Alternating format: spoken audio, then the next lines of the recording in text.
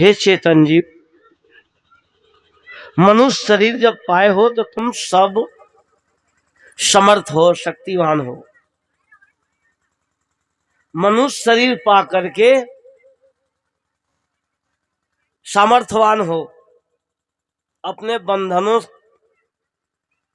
से छूटने के लिए, दुखों से मुक्त होने के लिए।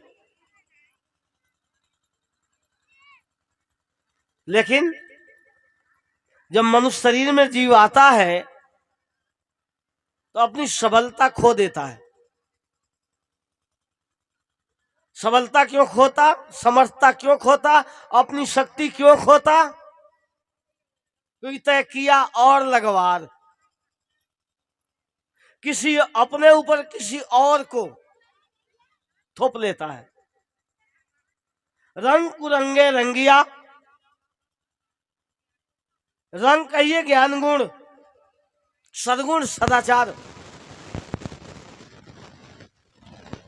इनको त्याग करके कुसंगी बन जाता है, काल्पनिक बन जाता है, अंधविश्वासी बन जाता है और अपने ऊपर किसी ईश्वर भगवान परमात्मा की कल्पना कर लेता है। बड़ा विचार।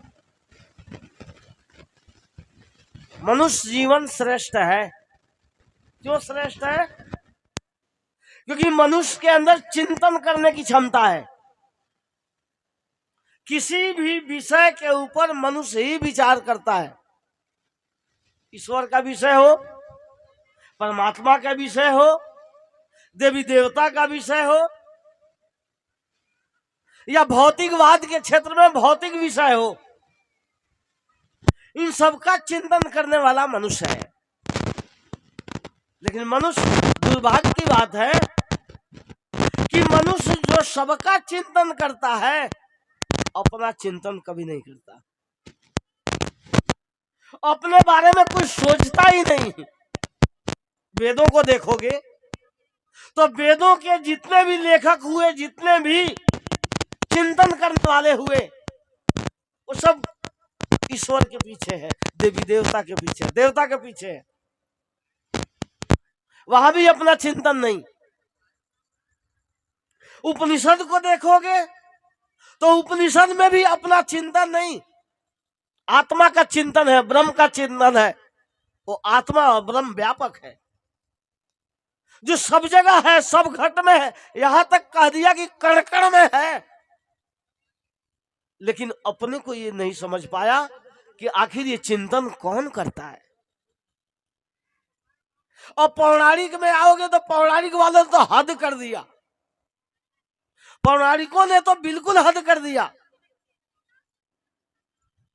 यहां न ज्ञान की बात, न वैराग्य की बात।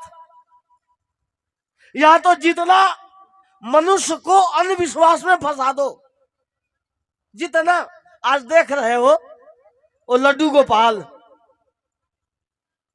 एक तो ईश्वर मानते और उसको बच्चा रूप बना करके भावना, भगवान को बच्चा बना करके उसके साथ ऐसा व्यवहार करते। कहां बुद्धि गई? एक तो कल्पना, अकल्पना में भी अंधविश्वास, वो भी घोर अज्ञान था। ये क्यों ऐसा होता है? क्योंकि हम समझ नहीं पाते, जान नहीं पाते कि ये मनुष्य जीवन श्रेष्ठ है। गुरु इसलिए किसी और को नहीं गाए, किसी ईश्वर की, किसी ब्रह्म की, किसी परमात्मा की, किसी देवी देवता की कुछ नहीं बात कही, सिर्फ मनुष्य को जगाने की बात कही कि मनुष्य जग जाए, मनुष्य के अंदर जागृति आ जाए। और जब जागृति नहीं आती तो हमारा जीवन दरिद्र बना हुआ है। जिसके पास, चाहे ईश्वर के पास जाते, वह भी मांगते हैं। देवी देवता के पास जाते, वह भी मांगते हैं। जबकि दोनों स्टेज पर, दोनों स्थितियों में हमारी स्वतंत्रता है। ना हम आध्यात्मिक ठीक से बन पाते और ना व्यवहारिक ठीक से बन पाते। व्यवहार का मतलब होता है जब हम व्यवहार करें तो हमारे अंदर करुणा हो, हमारे अंदर दया हो, हमारे अंदर सदाचार हो, हमारे अंदर आपस में प्रेम हो। होता है क्या? जब हम गृहस्थ का जीवन देखते हैं तो वहां और नरक बना हुआ है। गृहस्थी के जीवन में चाहे वो माता हो चाहे वो भाई हो, संशय सबसे ज्यादा है। न पति पत्नी से संतुष्ट होता है, न बाप बेटे से संतुष्ट होता है, न भाई भाई से संतुष्ट होता है। ये संशय कब मिटेगा? सबके घरों में देवी देवता है, सबके घरों में ईश्वर मानने वाले लोग हैं, जितने भी परिवार के सदस्य हैं ईश्वर मानते हैं। लेकिन दुर्भाग्य की बात है, माता में, भाई में, बहन में ईश्वर नहीं दिखता। हम बाहर ईश्वर ढूंढते हैं, लेकिन उस उधर भी वो तो कोरी कल्पना है ईश्वर की। लेकिन जीवन जीने के लिए आपस में हम भाई को ईश्वर नहीं मानते, भाई को देवता नहीं मानते, बहन को देवी नहीं मानते, पत्नी को देवी नहीं मानते। ये तो जानते हो क्या मानते हैं? एक और दुर्भाग्य की बात, हम माताओं बहनों को मनुष्य तो मानते ही नहीं, क्योंकि बहुत कम ऐसे व्यक्ति हैं जो इस दृष्टि से देखता हो कि माता बहने के अंदर भी दया होनी चाहिए, उनके प्रति भी करुणा होनी चाहिए, उनके प्रति भी प्रेम होना चाहिए। हम क्या मानते?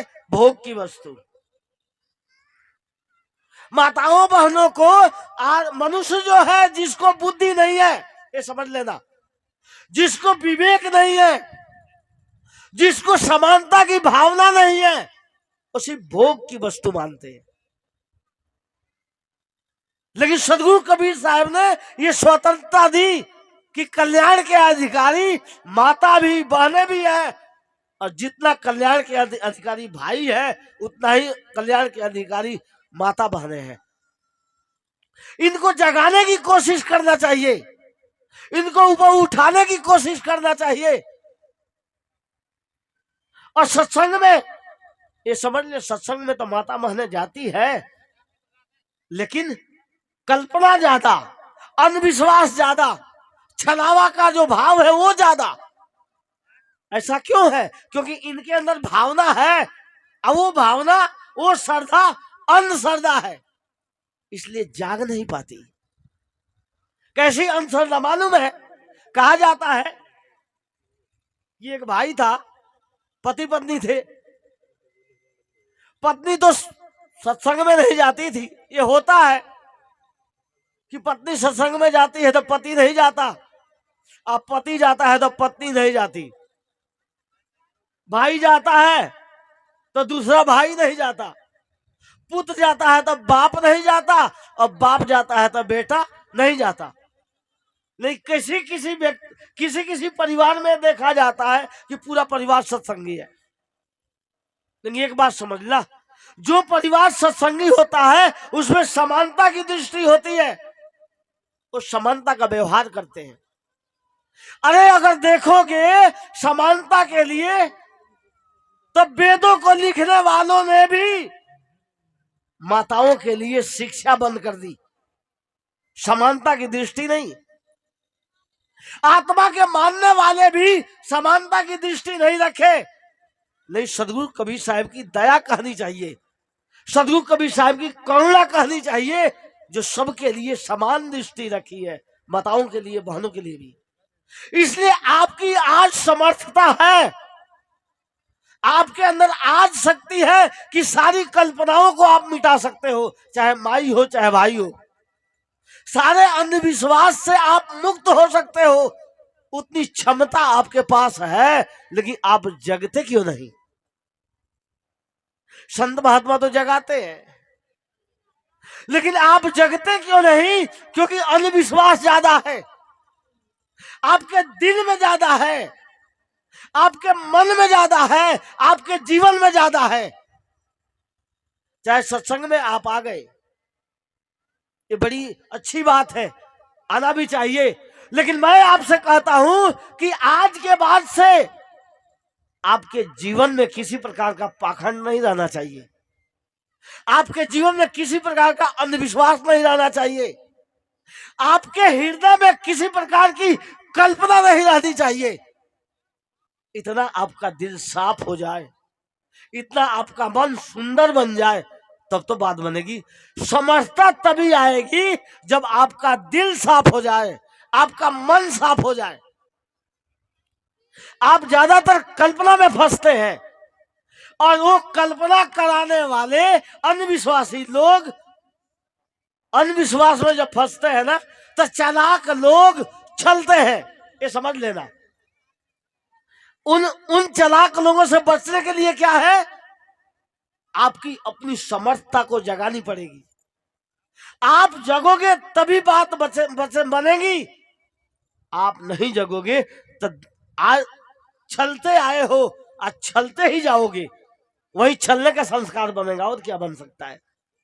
इसलिए मैं निवेदन करता हूं कि इतनी जागृति आ जाए। गुरु तो कहते हैं कि आपके अंदर समझता है, आपके अंदर शक्ति है जागने की, लेकिन वो कल्पना टूटे तब तो, अंधविश्वास छूटे तब तो। हम सत्संग करने बहुत कम आते और विवेक की बातों पर ध्यान बहुत कम देते। रोचक बातों पर ध्यान तो रहता है, लेकिन उसी के आधार से विवेक के अंदर बात बने, विवेक भी जगे आपके अंदर, तब तो और बात जगे, तब तो बात समझ में आए, बंधन समझ में आए। कहा जाता है कि एक जो है कहीं फंक्शन था, फंक्शन में एक व्यक्ति गया, तो इस पोजीशन में गया, जानते हो कैसे, कि जो अंधविश्वासी होता है, जो विवेक नहीं करता, उसका समझ लो व्यवहार भी ठीक नहीं होता और उसका परमार्थ भी ठीक नहीं होता, दोनों जाता है।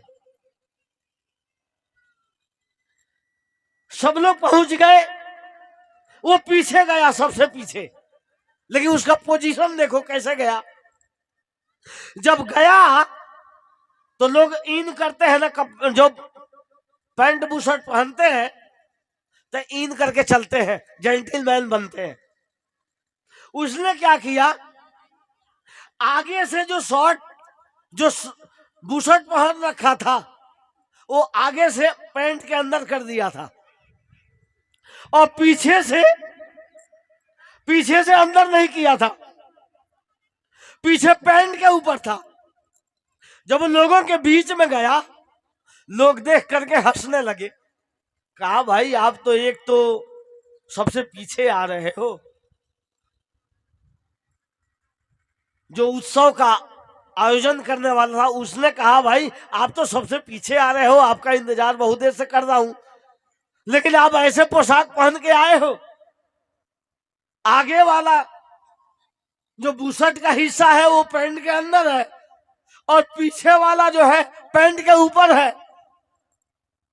उसने कहा सुनो मेरी बात। कहा क्या है बताओ। लोग तो ये समझते थे कि ये जल्दी जल्दी में ठीक से कपड़ा भी नहीं पहना है और चला आया पहन के।